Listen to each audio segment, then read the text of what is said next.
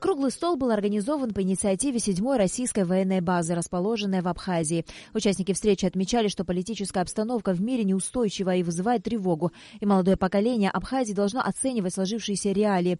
Речь шла и о роли Российской Федерации в обеспечении безопасности Республики Абхазия в контексте стратегического партнерства двух стран. У нас с Россией стратегический союз. Не стратегическое партнерство, как некоторые говорят, а стратегический союз. Потому что в случае внешней угрозы стороны выступают в защиту друг друга, так определено в нашем договоре. Поэтому здесь ситуация эта чрезвычайно опасная, и не только для этого региона, в частности и для нас. Вот недавно, буквально вчера, в Грузию приехал секретарь Совета Безопасности Турции, который встречался с премьер-министром, со всеми силовиками, у него 3-дневный визит.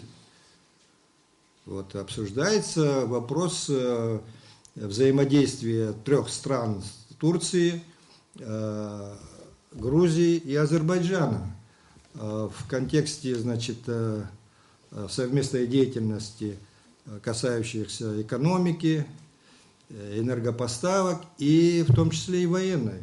Участники встречи отмечали, что тема круглого стола выбрана не случайно. Абхазия всегда находится в центре политических интриг Грузии, особенно сейчас, когда НАТО оказывает нашему восточному соседу открытую поддержку.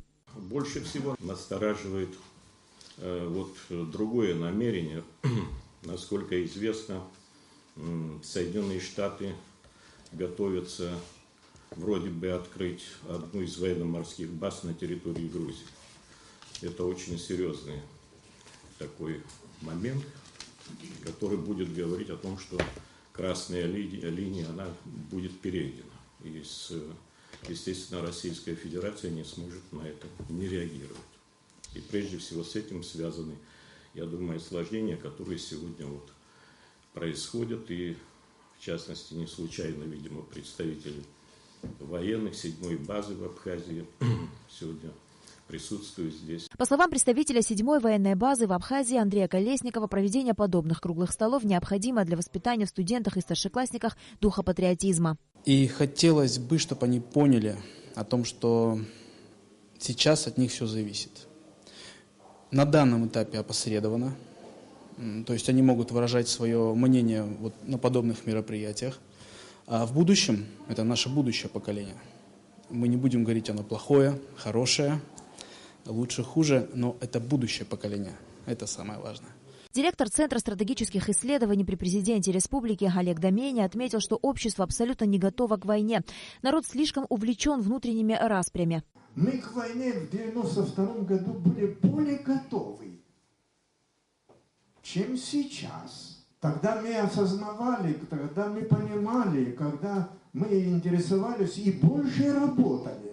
В случае чего будет война, что нам следует делать?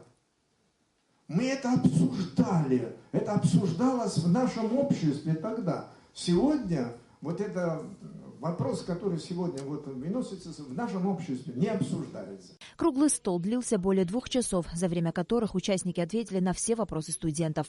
На Алакове Давид Хашиг, Абхазское телевидение.